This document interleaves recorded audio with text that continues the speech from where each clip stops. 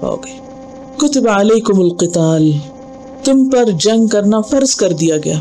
कुतिबा बमाना फुरिदा, पीछे पढ़ चुके हैं, कहाँ पढ़ा था? कुतिबा अलैकुमुस सियाम। जी हाँ, जैसा कि आपको मालूम है कि नबी सल्लल्लाहु अलैहि वसल्लम और सहाबा जब तक मक्का में थे तो 13 साल तक उन पर बहुत सी तकलीफें आई और बहुत उन पर जुल्म सितम ढाए गए, और वो चाहते थे कि बदला ले, लेकिन अल्लाह ताला ने हमेशा मना कर दिया कि नहीं, हाथ रोक के रखो, कुफ्फू ऐदियकुम, अभी नहीं। लेकिन जब हिजरत हो गई और नबी सल्लल्लाहु अलैहि वसल्लम मदीना में सेटल हो गए, बल्कि अभी इब्तिदाई दौर ही था, तो फिर क्या हुआ? जिहाद फर्ज कर दिया गया, जंग फर्ज कर दी गई। जब तक फर्ज नहीं था, लोग सवाल करते कि कब आएगी अल्लाह की मदद, कब हम जवाब दे सकेंगे, कब हम इंतकाम ले सकेंगे, कब बदला ले सकेंगे। लेकिन जब हुक्म आ गया तो फिर क्या हुआ? लोग डरने लगे। ओह, वहुव कुरहुल लकुम, और वो नापसंद है तुमको। ये नापसंद नहीं कि अल्लाह ने फर्ज क्यों किया है, अल्लाह का हुक्म नहीं नापसंद। क्या नापसंद है? जंग करना नापसंद है, और ये तभी चीज है, इंसान की तबीयत के ऊपर गरा है। अब मिसाल के तौर पर, अब चूंकि आप इस सिचुएशन में नहीं, लिहाजा इसको पूरी तरह समझ नहीं सकेंगे, आम रोजमर्रा जिंदगी से मिसाल लीजिए। कई दफा ऐसा होता है ना, जब आजान होती है तो उससे पहले आप इंतजार में होते हैं, अच्छा कब होगी अजान, कब नमाज का वक्त होगा।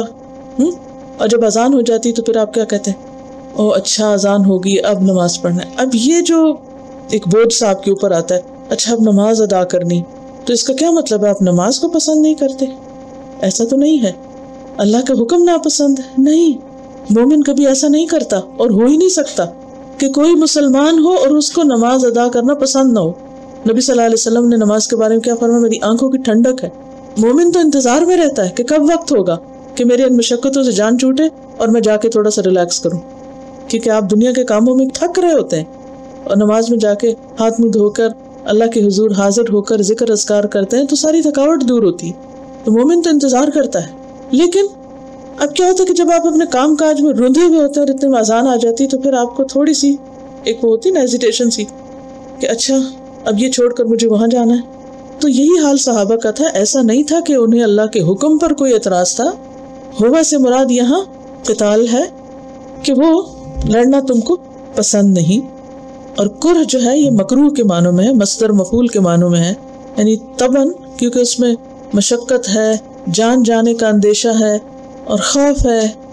वहुव कुरहुल लकुम व असा, और उम्मीद है, अन तकरहू शैअन, कि तुम एक चीज को नापसंद करो, एक चीज से कराहत करो, तुम्हें नागवार हो। वहुव खैरुल लकुम, और वही तुम्हारे हक में बेहतर हो। क्यों? इसलिए कि बाज़ चीजें देखने में मुश्किल जरूर लगती हैं, लेकिन अपने अंजाम के एतबार से बहुत बेहतरीन होती हैं, बहुत फायदेमंद होती हैं। वैसे दवा पीना एक नापसंदीदा अमल है, लेकिन उसका अंजाम अच्छा होता है। लिहाजा अच्छे अंजाम की खातिर आपको वो एक नागवार अमल मरगूब हो जाता है। अगरचे आपका दिल नहीं चाहता, लेकिन आप फिर भी उसको क्यों ले लेते हैं? क्योंकि वो नतीजे के एतबार से अच्छा है। अब जंग करना तुम्हें नापसंदीदा लग रहा है कि उसमें तुम्हें तकलीफ होगी, तुम जख्मी हो सकते हो, तुम्हारी जान जा सकती है, तुम्हारा माल जा सकता है, लेकिन देखो तुम्हें मिलेगा क्या? कुछ तुम्हें अजर मिलेगा, तुम्हें गनीमत मिलेगी। अगर गनीमत ना भी मिली तो शहादत मिलेगी। तो इनमें से नुकसान तो कहीं भी नहीं। वहुव खैरुल लकुम, वो तुम्हारे हक में बेहतर है। इसके बरक्स बहुत सी ऐसी चीजें होती हैं जो बज़ाहिर इंसान को अच्छी लगती हैं, अट्रैक्टिव होती हैं, लेकिन अंजाम अच्छा नहीं होता। व असा अन तुहिब्बू शैअन, हो सकता है कि एक चीज से तुम मोहब्बत करो। मसलन आपका शौक है खास किस्म का घर खरीदने का, कस्टम मेड, या कोई खास डिग्री लेने का, या कोई भी और चीज जिंदगी में। वहुव शर्रुल लकुम, और इंसान को नहीं पता होता वही शर हो तुम्हारे लिए, उसी में तुम्हारा नुकसान लिखा हुआ। बाज लोगों को औलाद से मोहब्बत होती है, बच्चे नहीं होते तो बेटा हो, कितना रोते धोते हैं। अच्छा बेटा हो जाता है वही वबाल जान बन जाता है, वो मुसीबत बन जाता है। और ये क्यों कहा गया? ये इस खास कॉन्टेक्स्ट में भी है। अब मसलन ऐ मुसलमानों, तुमको अपनी जान देना पसंद नहीं, तो मतलब ये है कि तुम फिर दुनिया में रहना चाहते हो, तो रहो दुनिया में। दुनिया में रहते रहोगे तो क्या होगा? बहुत सारी मुशक्कतें और तकलीफें भी होंगी। और ये बात एक आम उसूल के तौर पर भी है, यानी ये जो हिस्सा है ना आयत का, व असा अन तकरहू शैअन से وَهُوَ شَرٌّ لَكُمْ تک یہ اس کانٹیکس میں بھی ہے قتال کے، اور عام اصول کے طور پر بھی لیا جا سکتا ہے۔ زندگی کا ایک عمومی اصول کہ جب انسان کو کوئی چیز ناگوار لگے تو ہمیشہ یاد رکھے کہ اس میں فائدہ بھی ہوگا، اس میں بھلائی بھی ہے، اور اسی طرح اگر انسان کسی چیز میں فائدہ سمجھ رہا ہے اور وہ اس کو حاصل نہیں ہوتا تو یہ یاد رکھے کہ اس میں میرا نقصان بھی ہو سکتا ہے۔ کیوں؟ واللہ یعلم، اور اللہ جانتا ہے کہ اچھا کیا ہے اور برا کیا ہے، وانتم لا تعلمون، اور تم نہیں جانتے۔ اس آیت سے ہمیں پہلی بات تو یہ پتہ چلتی ہے کہ مدینہ میں آنے پر مسلمانوں پہ جہاد یا جنگ فرض کی گئی تھی، لیکن یہ یاد رکھیے کہ جنگ کرنا فرض کفایہ تو ہے لیکن فرض عین نہیں۔ فرض عین ہونے کے لیے اس کی کئی ایک شرائط ہوتی۔ فرض عین کا کیا مطلب ہے؟ جیسے نماز فرض ہے، اس کی کئی ایک شرائط ہیں، اس کے ارکان ہیں۔ نمبر 1 یہ کہ اس وقت فرض عین ہوتا ہے جب مسلمانوں کے پاس اس کی قدرت ہو، طاقت ہو، جسمانی یا مالی یا اس کی تیاری ہو، اس کے بغیر فرض عین نہیں، یہ فرض نہیں۔ کیونکہ اگر تیاری ہی نہیں کسی چیز کی اور استعداد ہی نہیں، طاقت ہی نہیں، تو انسان کسی بھی ایسے کام میں پڑھ کر کیا کرے گا؟ ہلاکت سے دوچار ہوگا، حاصل کچھ نہیں ہوگا۔ جیسے مکی دور، مکہ میں مسلمانوں کی کوئی قدرت نہیں تھی، طاقت نہیں تھی، صلاحیت نہیں تھی، تیاری نہیں تھی، تو ان کے اوپر فرض بھی نہیں تھا، انہیں روکا گیا تھا، منع کیا گیا تھا۔ لیکن جب وہ سب کچھ میسر آ گیا تو پھر اس وقت وہ چیز فرض ہوئی۔ دوسری شرط یہ ہے کہ وہ ایک امام کے جھنڈے کے تلے ہو، یہ نہیں کہ گروپ ادھر لڑ رہا ہے، ادھر لڑ رہا ہے، ادھر لڑ رہا ہے۔ پھر تیسری چیز یہ ہے کہ جب دشمن سر پہ آ جائے، جب سر پہ آ جائے تو اس وقت انسان کہ نہیں میں تو بہت ہی ٹالرنٹ ہوں اور بہت کائنڈ ہارٹڈ ہوں، میں نے تو کبھی کسی چڑیا کو بھی ذبح نہیں کیا، تو یہ نہیں ہو سکتا۔ پھر اسی طرح یہ ہے کہ اگر کسی کے پاس کوئی خاص اسکل ہو اور وہ صرف اسی کے پاس ہو اور کسی اور کے پاس نہ ہو، تو اس شخص کے لیے وہ پھر لازم ہوگا کہ وہ اس طرح مسلمانوں کی مدد کرے گا۔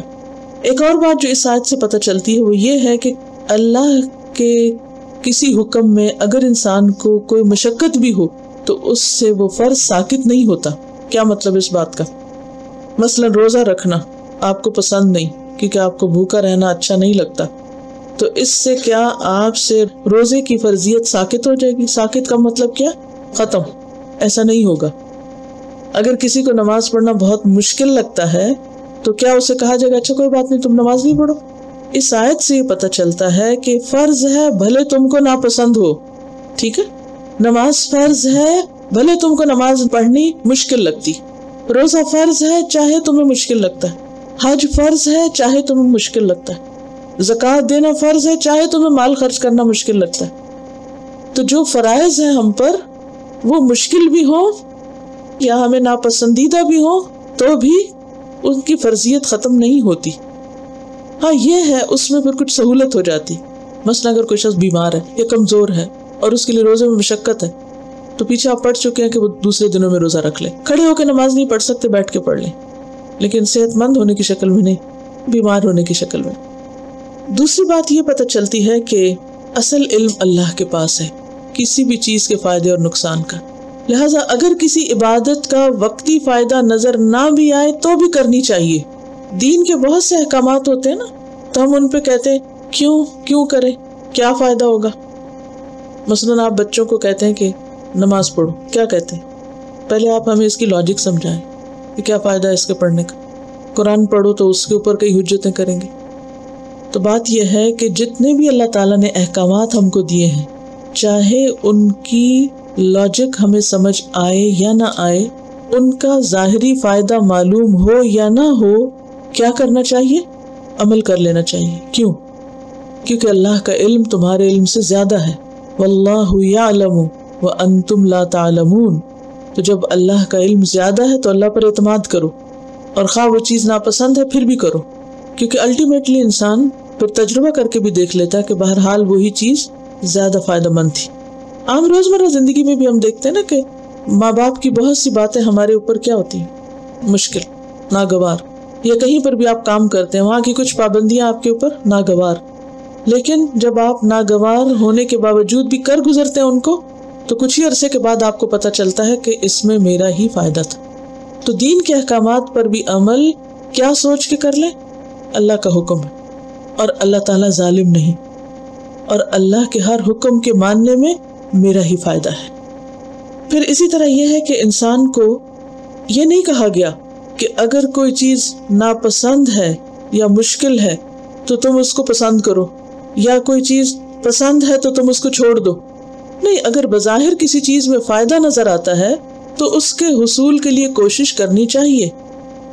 ایک حدیث میں آتا ہے المؤمن القوی خیر و احب الی اللہ من المؤمن الضعیف، قوی مومن بہتر ہوتا ہے اور اللہ کا زیادہ پیارا ہوتا ہے ضعیف مومن سے، کمزور مومن سے۔ وفی کل خیر، حالانکہ دونوں میں بھلائی ہے، سبھی اچھے ہیں کیونکہ مومن ہے۔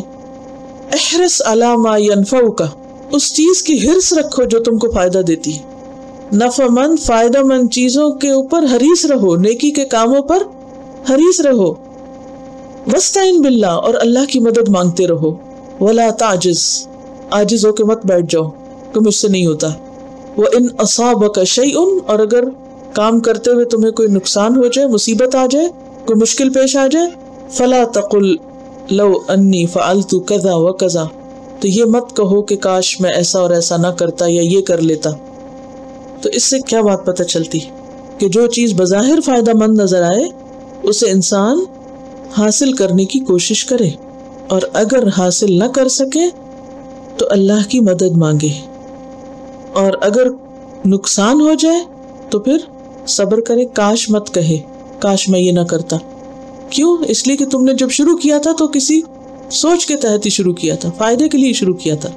اور اگر ساری آیت کا ایک اصول بنا لیا جائے، اور وہ کیا ہے کہ انسان اللہ کے فیصلوں کو قبول کر لے اور اللہ کی رضا پہ راضی ہو جائے، تو اسی میں اس کی بھلائی ہے۔ اور جیسا کہ کلاس کے شروع میں نے آپ کو بتایا تھا کہ نیک لوگ ماضی میں ہمیشہ کیا کہا کرتے تھے، اللہ سبحانہ و تعالیٰ کی خاطر اگر ہمارے ٹکڑے ٹکڑے بھی کر دیے جائیں تو بھی ہمارے دل میں اللہ کی محبت بڑھے گی۔ کیوں؟ کیونکہ انہیں اللہ پر اعتماد ہے، ٹرسٹ ہے کہ وہ ہمارے لیے جو بھی فیصلہ کرے گا وہ صحیح کرے گا، اسی میں اجر ہے۔ تو مطلوب کیا ہے؟ ہر حال میں راضی برضا رہے انسان۔ وہ ایک کہانی پڑھی تھی میں نے کہ ایک شخص کسی جنگل میں رہتا تھا، اس کے پاس ایک گدھا تھا اور ایک کتا تھا اور ایک مرغا تھا۔ گدھے پہ وہ سامان وغیرہ لاتا تھا، کتا رکھوالی کرتا تھا اور مرغا اذان وغیرہ دیتا۔ اور اب ہوا یہ کہ بلی آئی مرغا کھا گئی، کہنے لگا اسی میں کوئی بہتری ہوگی۔ بھیڑیا آیا گدھا کھا گیا، کہا اس میں بہتری ہوگی، اور اس کے بعد وہ کتا بھی مر گیا۔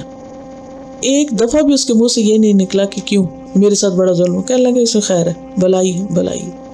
ہر دفعہ اس نے کہا اچھا ہی ہوا۔ ابھی جہاں وہ ٹھہرا ہوا تھا وہیں پر تھا کہ اس کے قریب کچھ اور لوگ رہتے تھے، ان پہ ڈاکہ پڑا اور وہ ڈاکو جو تھے وہ مال بھی لے گئے اور ان لوگوں کو بھی پکڑ کے لے گئے، لیکن یہ شخص بچ گیا۔ وجہ کیا تھی کہ دوسرے لوگوں کے جانور بول پڑے تھے، یعنی مرغا بول پڑا تھا، کتا بھونک پڑا تھا۔ اس سے ڈاکوؤں کو پتہ چل گیا کہ یہاں لوگ ہیں، لیکن یہ جہاں تھا اس کے پاس نہ کتا تھا نہ مرغا تھا، کوئی بولا نہیں، لہذا جو باقی اس کا سامان تھا وہ بچ گیا اور وہ خود بھی بچ گیا۔ تو بسا اوقات انسان سے ایک چیز چلی جاتی ہے تو انسان سخت تکلیف اٹھاتا ہے کہ یہ کیوں ایسے ہو گیا، حالانکہ اسی میں بھلائی۔ ایک اور روایت اسی طرح کی آتی ہے لقمان حکیم کی کہ وہ اپنے بیٹے کو سمجھاتے تھے کہ اللہ کے ہر فیصلے میں خیر ہے، تو ان کی سمجھ میں نہیں آتا، ان کا چلو بیٹے ہم کچھ سفر کرتے ہیں، سفر میں کچھ سیکھتے ہیں۔ خیر بیٹا ساتھ چلا، کھانا پانی ساتھ لے کے ایک لمبے سفر پہ نکلے، اور ہوا یہ کہ سب کچھ ختم ہو گیا۔ بیٹا بڑا پریشان ہوا کہ سب کچھ ختم ہو گیا، ہماری موت سامنے نظر آ رہی ہے اور ابھی آپ کہتے ہیں اسی میں بھلائی ہے۔ تو وہ یہ کہ چل رہا تھا کہ راستے میں پاؤں میں ہڈی چبھی اور بے ہوش ہو کے بچہ گر پڑا۔